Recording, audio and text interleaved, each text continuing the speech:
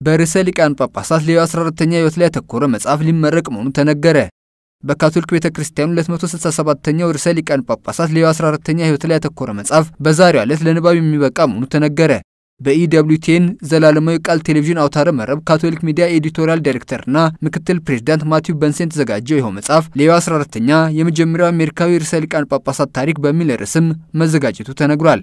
በዛሬው ቀን በቫቲካን በመመረቅ ለንባብ እንደሚበቃ የተነገረለት መጽሐፉ ቅዱስነታቸው በክህነትና በጳጳስነት ዘመን ስላከናወኗቸው ስራዎች እንዲሁም ከዚህ በኋላ በአስተማሪነትና በሚስዮናዊነት ስለሚኖራቸው ሚና ላይ ያተኮረ መሆኑን ተገልጿል። የኢደብሊውቲኤን ካቶሊክ ሚዲያ ዋና ስራ አስፈጻሚና የቦርድ ሊቀመንበር ሚካኤል ዋርሶ ሚዲያቸው ከርዕሰ ሊቃነ ጳጳሳት ሌዮ 14ኛ መመረጥ ጥቂት ጊዜያት በኋላ መጽሐፉን ለማተም ማዘጋጀታቸው መደሰታቸውን በመግለጽ ዓላማቸውን በክርስቶስ ቦታ ሆነው እያገለገሉ የሚገኙት ቅዱስነታቸውን ታሪክ ለዓለም በማጋራት ህዝብ ከእርሳቸው ጋር ያለውን ግንኙነት ማጠናከር ነው ሲሉ መናገራቸውን ኤስአይ አፍሪካ ዘግቧል።